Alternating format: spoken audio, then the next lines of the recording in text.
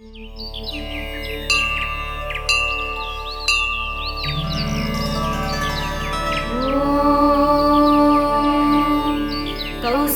सुप्रजा रामपूर्वा सन्ध्या प्रवर्तते। उत्तिष्ठ नरशार्दूल कर्तव्यं दैवमान्निकम्। कौसल्या सुप्रजा रामपूर्वा सन्ध्या प्रवर्तते। उत्तिष्ठ नरशार्दूल कर्तव्यं दैवमान्निकम्। उत्तिष्ठोत्तिष्ठ गोविन्द उत्तिष्ठ गरुडध्वज। उत्तिष्ठ कमलाकान्त त्रैलोक्यं मङ्गलं कुरु। उत्तिष्ठोत्तिष्ठ गोविन्द उत्तिष्ठ गरुडध्वज। उत्तिष्ठ कमलाकान्त त्रैलोक्यं मङ्गलं कुरु। मातः समस्त जगदां मधुकैटभारे। वक्षो विहारिणि मनोहर दिव्यमूर्ते। श्रीस्वामि निःश्रित जनप्रिय दानशीले। श्रीवेङ्कटेश दयिते तव सुप्रभातम्। मातः समस्त जगदां मधुकैटभारे। वक्षो विहारिणि मनोहर दिव्यमूर्ते। श्रीस्वामि निःश्रित जनप्रिय दानशीले। श्रीवेङ्कटेश दयिते तव सुप्रभातम्। तव सुप्रभातमरविन्दलोचने। भवतु प्रसन्नमुखचन्द्रमण्डले। विधिशङ्करेन्द्रवनिताभिरर्चिते। वृषशैलनाथ दयिते दयानिधे। अर्त्यादिसप्तऋषयः समुपास्य सन्ध्याम्। आकाश सिन्धु कमलानि मनोहराणि। आदाय पादयुगमर्चयितुं प्रपन्नाः। शेषाद्रिशेखर विभो तव सुप्रभातम्। पञ्चाननाब्ज भव षण्मुख वासवाद्याः। त्रैविक्रमादिचरितं विबुधास्तुवन्ति। भाषापति पठति वासरशुद्धिमारात्। शेषाद्रिशेखर विभो तव सुप्रभातम्। ईषत् प्रफुल्ल सरसीरुहनारिकेल भूगद्रुमादिसु मनोहर पालिकानाम्। आवादिमन्दमनिलः सह दिव्यगन्धैः। शेषाद्रिशेखर विभो तव सुप्रभातम्।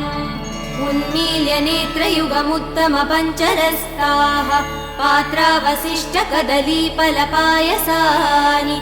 भुक्त्वा सलीलमतकेळि सुखा पठन्ति। शेषाद्रिशेखर विभो तव सुप्रभातम्। तन्त्री प्रकर्ष मधुरस्वनया विपञ्च्या। गायत्यनन्तचरितं तव नारदोऽपि। भाषा समक्रम सकृत्करचार रम्यम्। शेषाद्रिशेखर विभो तव सुप्रभातम्। भृङ्गावली च मकरन्दरसानुवित्त जङ्गारगीत निनतैः सह सेवनाय। निर्यात्युपान्त सरसी कमलोदरेभ्य। शेषाद्रिशेखर विभो तव सुप्रभातम्। योषा गणेन वरदग्नि विमध्यमाने। घोषालयेषु दधिमन्तन तीव्र घोषाः। रोषात् कलिं विदधते ककुपश्च कुम्भाः। शेषाद्रिशेखर विभो तव सुप्रभातम्। पद्मे च मित्र च तपत्र गतालिवर्गाः। हर्तुं श्रियं कुवलयस्य निजाङ्गलक्ष्म्या। भेरी निनादमिव बिभ्रति तीव्रनादम्। शेषाद्रिशेखर विभो तव सुप्रभातम्। श्रीमन्नभीष्टवरदाखिल लोकबन्धो। श्री श्रीनिवास जगदेकदयैक सिन्धो। श्रीदेवता गृहभुजान्तर दिव्यमूर्ते। श्रीवेङ्कटाचलपते तव सुप्रभातम्। श्रीमन्नभीष्टवरदाखिल लोकबन्धो। श्री श्रीनिवास जगदेकदयैक सिन्धो। श्रीदेवता गृहभुजान्तर दिव्यमूर्ते। श्रीवेङ्कटाचलपते तव सुप्रभातम्। श्रीस्वामि पुष्करिणिका प्लव निर्मलाङ्गाः। श्रेयोर्तिनो हर विरिञ्चि सनन्दनाद्याः। द्वारे वसन्ति वरवेद्रहतोत्तमाङ्गाः। श्रीवेङ्कटाचलपते तव सुप्रभातम्। श्रीशेषशैलगरुडाचल वेङ्कटाद्रिनारायणाद्रिवृषभाद्रिवृषाद्रिमुख्या आज्ञां त्वदीयवसतेरनिसंवदन्ति श्रीवेङ्कटाचलपते तव सुप्रभातम्। सेवा परा शिव सुरेश कृशानुधर्म रक्षोऽम्बुनाथ पवमान धनाधिनाथाः बद्धाञ्जलि प्रविलसन्निजशीष देशाः श्रीवेङ्कटाचलपते तव सुप्रभातम्।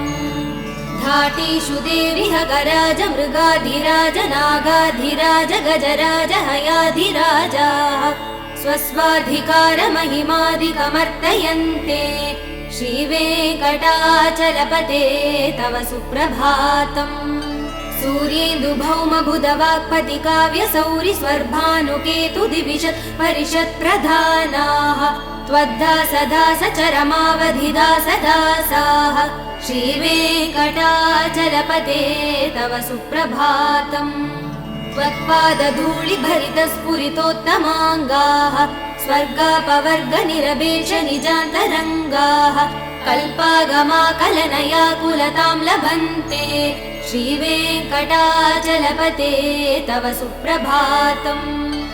त्वद्गोपुराग्रसिगराणि निरीक्षमाणाः स्वर्गापवर्गपदवीं परमां श्रयन्त मर्त्या मनुष्य भुवने मतिमाश्रयन्ते श्रीवेङ्कटाचलपते तव सुप्रभातम्। श्रीभूमिनायक दयादिगुणामृताब्धे देवाधिदेव जगदेकचरण्यमूर्ते श्रीमन्ननन्त गरुडादिभिरर्चिताङ्ग्रे श्रीवेङ्कटाचलपते तव सुप्रभातम्। श्रीपद्मनाभ पुरुषोत्तम वासुदेव वैकुण्ठमाधव जनार्दन चक्रपाणे श्रीवत्स सिंह चरणागत पारिजात श्रीवेङ्कटाचलपते तव सुप्रभातम्। कन्दर्पदर्पहर सुन्दर दिव्यमूर्ते कान्ताकुचाम्बुरुह कुट्मललोल दृष्टे कल्याण निर्मल गुणाकर दिव्यकीर्ते श्रीवेङ्कटाचलपते तव सुप्रभातम्। मीनाकृते कमटकोल नृसिंहवर्णिन् स्वामिन् परस्वत तपोधन रामचन्द्र तेषां स राम यदुनन्दन कल्किरूप श्रीवेङ्कटाचलपते तव सुप्रभातम्। एलालवङ्ग घनसार सुगन्धितीर्थम् दिव्यं वियत्सरिदि हेम घटेषु पूर्णम् धृत्वाद्य वैदिकसिकामणयः प्रहृष्टाः तिष्ठन्ति वेङ्कटपते तव सुप्रभातम्। भास्वानुदेति विकचानि सरोरुहाणि सम्पूरयन्ति निनदैकगुबो विहङ्गाः श्रीवैष्णवा सततमर्थितमङ्गलास्ते धामाश्रयन्ति तव वेङ्कट सुप्रभातम्।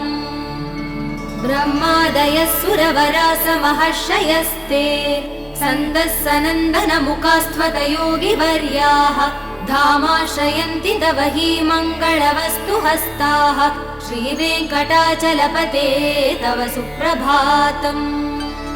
लक्ष्मीनिवास निरवध्य गुणैकसिन्धो संसार सागर समुत्तरणैकसेतो वेदान्त वेद्य निज वैभव भक्त भोग्य श्रीवेङ्कटाचलपते तव सुप्रभातम्। लक्ष्मीनिवास निरवध्य गुणैकसिन्धो संसार सागर समुत्तरणैकसेतो वेदान्त वेद्य निज वैभव भक्त भोग्य श्रीवेङ्कटाचलपते तव सुप्रभातम्।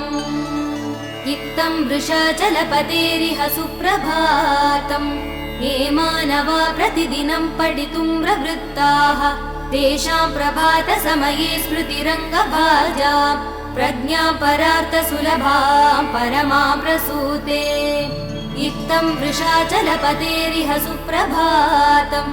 ये मानवा प्रतिदिनं पठितुं प्रवृत्ताः तेषां प्रभात समये स्मृतिरङ्गभाजां प्रज्ञां परार्थ सुलभां परमां प्रसूते।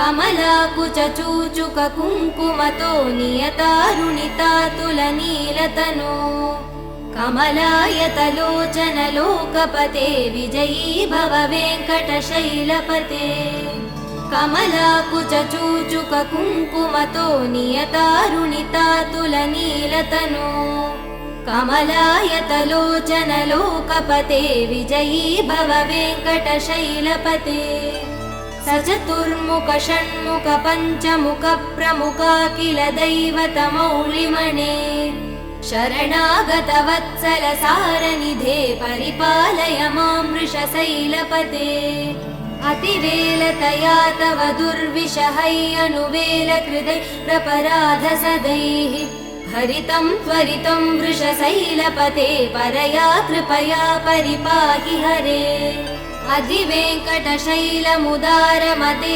जनताभिमतादिकदानरतात् परदेवदया गदितान् निगमै कमलादयितान् परं कलये कलवेणुरवावसगोपवधू शतकोटिवृतात् स्मरकोटिसमात् प्रतिवल्लविकाभिमदात् सुखदात् वसुदेवसुधान्न परं कलये अभिराम गुणाकरदासरथे जगदेकधनुर्धर धीरमते रघुनायक राम रमेश विभो वरदो भवदेव दया जलते अवनीतनया कमनीय करं रजनीकर चारुमुखाम्बुरुहं रजनीरजराजतमो मिहिरं महनीयमहं रघुराममये सुमुखं सुहृदं सुलभं सुखदं स्वनुजं च सुखाय ममोघचरम् अपहाय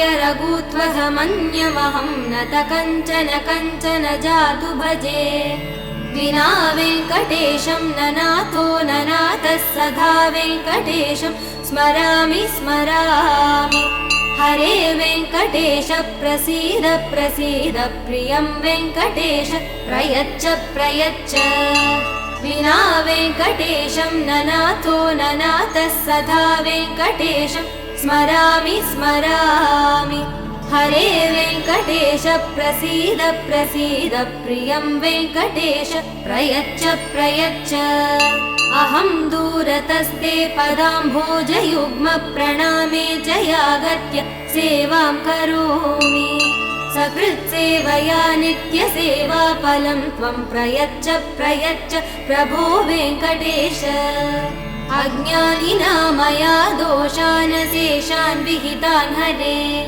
क्षमस्व त्वं शेषशैलशिखामणे अज्ञानिना मया दोषान् शेषान् विहितान् हरे क्षमस्व त्वं शेषशैलशिखामणे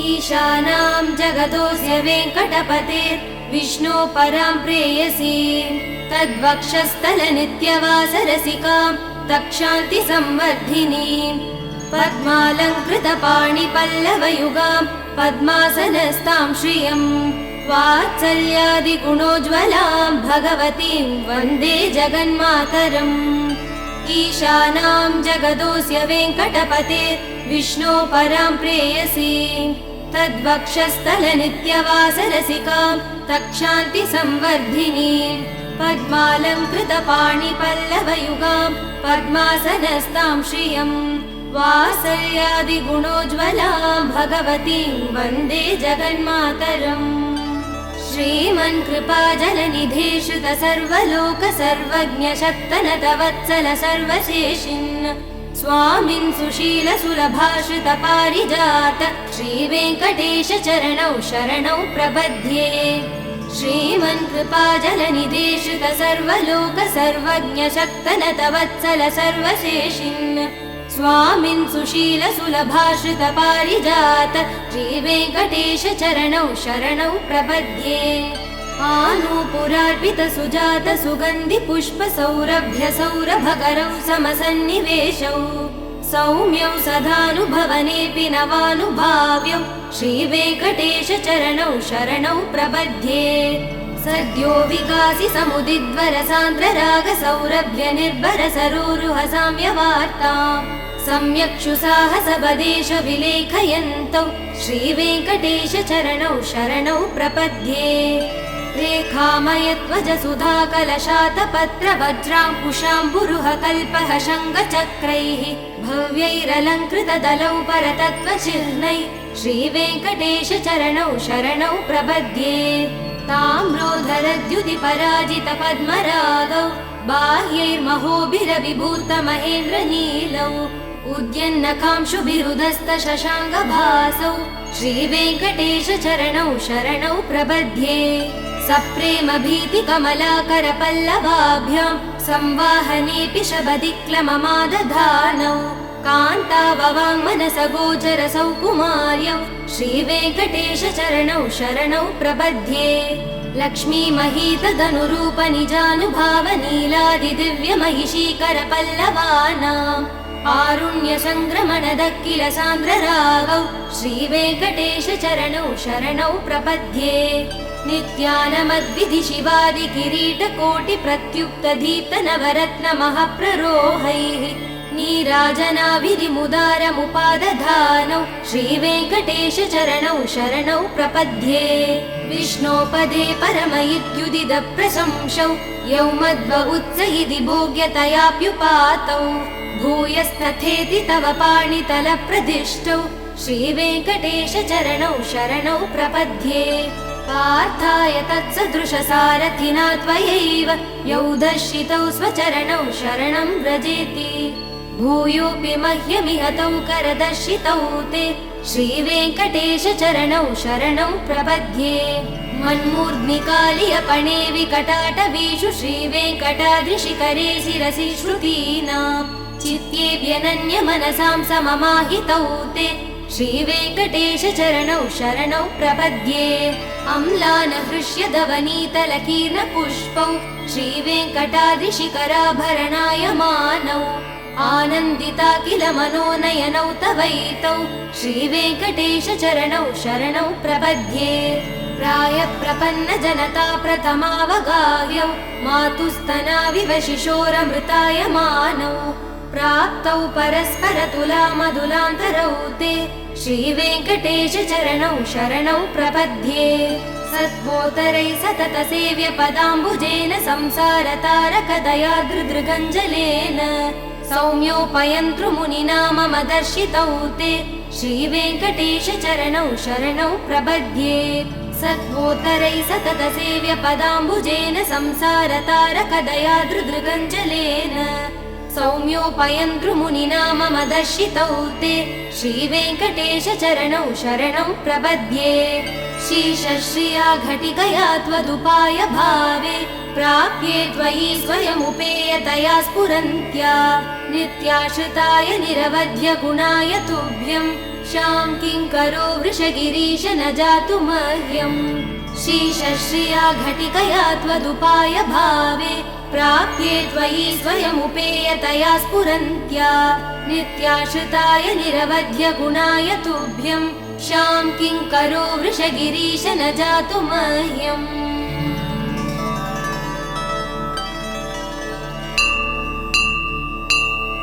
श्रियः कान्ताय कल्याणनिधये निधयेऽर्तिनाम् श्रीवेङ्कटनिवासाय श्रीनिवासाय मङ्गलम् श्रियः कान्ताय कल्याणनिधये निधयेऽर्तिनाम् श्रीवेङ्कटनिवासाय श्रीनिवासाय मङ्गलम् लक्ष्मी सविभ्रमालोकः सुभ्रूविभ्रम चक्षुषे चक्षुषे सर्वलोकानां वेङ्कटेशाय मङ्गलम् श्रीवेङ्कटाद्रिशृङ्गाग्रमङ्गलाभरणाङ्ग्रये मङ्गलानां निवासाय श्रीनिवासाय मङ्गलम् सर्वावयव सौन्दर्य सम्पदा सर्वचेतसां सदा सम्मोहनायास्तु वेङ्कटेशाय मङ्गलम् नित्याय निरवध्याय सत्यानन्द चिदात्मने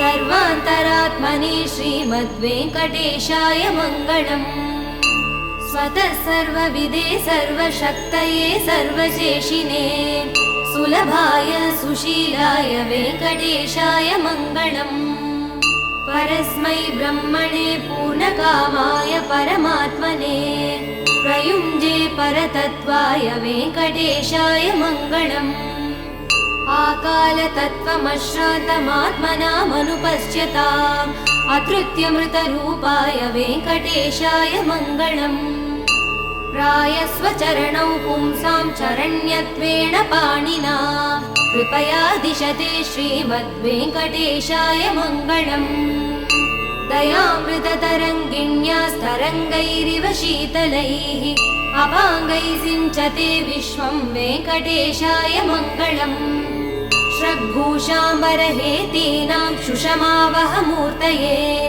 सर्वातिशमनायास्तु वेङ्कटेशाय मङ्गलम् श्रीवैकुण्ठविरक्ताय स्वामि पुष्करिणीतटे रमया रममाणाय वेङ्कटेशाय मङ्गलम् श्रीवैकुण्ठविरक्ताय स्वामि पुष्करिणीतटे रमया रममाणाय वेङ्कटेशाय मङ्गलम् श्रीमत्सुन्दरजामातृमुनिमानसवासिने सर्वलोकनिवासाय श्रीनिवासाय मङ्गलम् मङ्गलाशासनपरैर्मदाचार्यपुरोगमैः सर्वैश्च पूर्वैराचार्यैः सत्कृतायास्तु मङ्गलम्।